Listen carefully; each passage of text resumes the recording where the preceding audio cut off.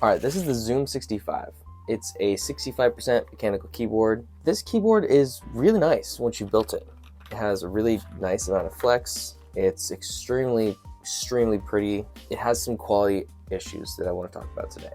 The first being that they had to resend this to me. Not the whole board, but the top piece snapped off during the install process. But overall, I really like it. Oh, in case you're wondering, I do have a numpad to match. Alright, this is the Zooom65 by Mellotrix. It's a 65% gasket mounted keyboard that comes with a set of licensed Olivia PPT keycaps, meaning Mellotrix got permission from Olivia to make them. In the kit, you get JWK switches, stabilizers which include materials needed to perform the Holy mod, and kind of a band-aid mod which sort of absorbs the sound when hitting the PCB, the standoffs for the plate, the knob, PCB, the FR4 plate with flex cuts for maximum flexiness, and a coiled cable which is actually really nice. And here's the case. Ooh, this thing is really pretty. Little did he know it. It was at that moment fate would have other plans. Oh, and a ton of foam and gaskets. Let's take a look at these PPT Olivia keycaps. Now, I'm a little tired of getting pink and black keycaps with all my keyboards. I'm not sure why that's a thing, as it literally matches nobody's setup. But these look pretty neat. The PCB includes a ton of flex cuts in order to really use the gasket system to its maximum potential. Well, it's time to get started. I'm not gonna bore you with all the guide on the stabilizers, but essentially you take these little strips, place them into the housing which creates the Holy mod, and rinse and repeat 8 or 10 times.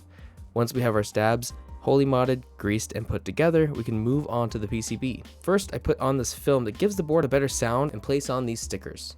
Stickers? Sure, why not? Where the stabs are gonna go. This will make them more muted when hitting the PCB. Sorry, I skipped ahead just a little bit. So the stabilizers get screwed into the board like so, but when putting them on, they didn't quite all fit. Some were almost like they were crooked in a few spots, so I had to remove them and put them back on several times before getting it just right. Now that that's out of the way, we can put on the switches and plate.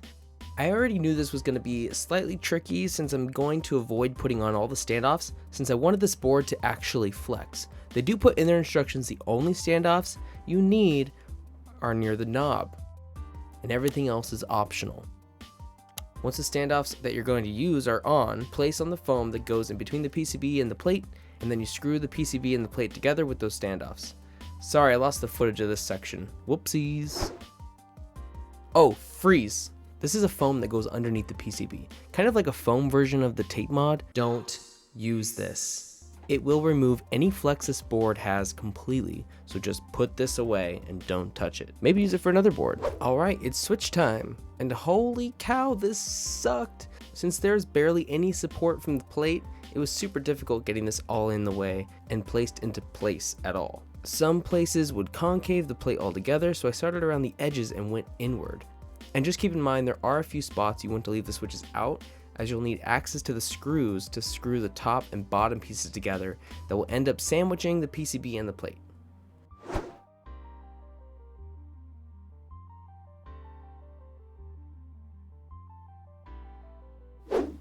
Now we can start placing the gaskets. They do stick onto the board itself, and they actually didn't give me enough, so I ended up having to cut a few of the long ones to fit the smaller divots. As you can tell in the case, there are little sections cut out so that you know which piece goes where. It did come with quite a bit of case foam. Now I'm debating replacing this with the super soft foam that I found in my last video that works best for Thok, since this foam is more dense, but we'll see how this goes for now. Alright, it's time to put this bad boy together. Now just so you know, the USB-C port does need to be tucked in at first, just to make sure that the board can press down properly. And this is where things went way wrong. If you don't apply enough pressure to the entire board while screwing everything in, and screwing everything in slowly, evenly, without tightening one side too much, you'll snap off the top frame screw-ins. This happened to me and several other people that got this board. I contacted Canon Keys and they immediately sent me a replacement with extra gaskets, so I was back in business.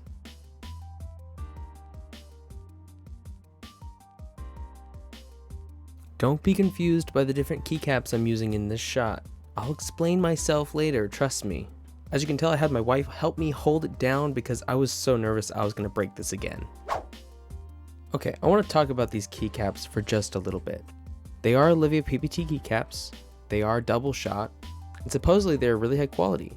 I don't know if it was a set that I got, but the space bar is warped, and it was very sensitive to any pulling I did, so it actually caused some scratches and denting in the keycaps. And overall, I just wasn't impressed by these quality-wise. So if I were you, if there's an edition that doesn't come with keycaps and you can avoid these, do it. Get one that fits you. So here's the finished board with the Olivia PPT keycaps. Before I do one final B-roll, let's just swap out these keycaps. This is a keycap set I got on Amazon for $27.99 by Gligging. Is that how you say it? Anyway, it came with 135 keycaps, compatible with everything you need. They're made from PBT and the quality is way better than the ones Mellatrix made. Okay, now cue that B-roll.